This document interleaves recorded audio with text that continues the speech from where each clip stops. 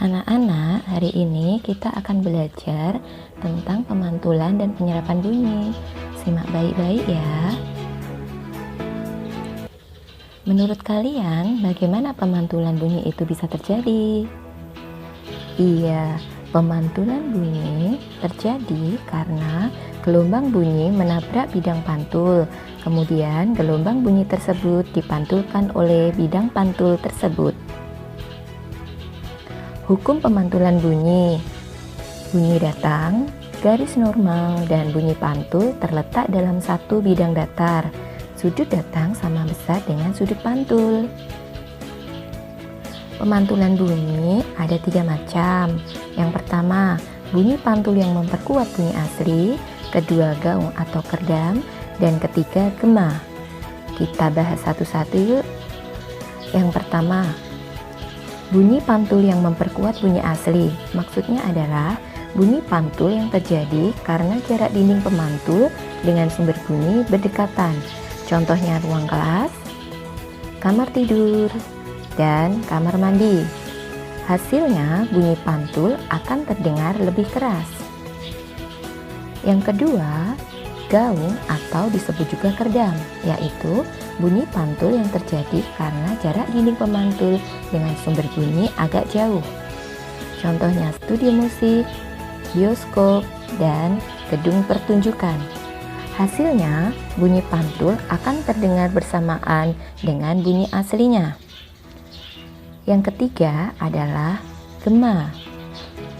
Maksudnya adalah bunyi pantul yang terjadi karena jarak dinding pemantul dengan sumber bunyi jauh. Contohnya adalah gua, lembah, dan lereng gunung. Hasilnya bunyi pantul akan terdengar setelah bunyi asli.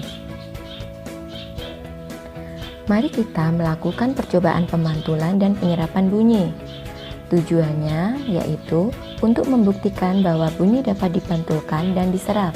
Alat dan bahan yang dibutuhkan yaitu 1. Beberapa buku, 2. Piring kaca, piring plastik, kain, kertas atau kardus, ketiga arloji, dan keempat 2 tabung kertas. Cara membuat tabung kertasnya mudah, tinggal menggulung kertas saja menjadi bentuk seperti tabung. Langkah-langkahnya yaitu yang pertama, susun buku menjadi 2 baris yang tingginya sama. 2. Letakkan tabung kertas di masing-masing susunan. 3. Dengarkan detak arloji untuk memastikan arloji berbunyi.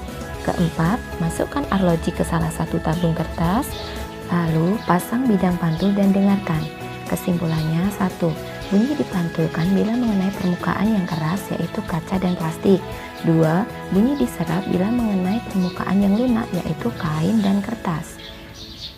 Benda lain yang dapat memantulkan bunyi adalah besi, dinding, keramik, dan seng.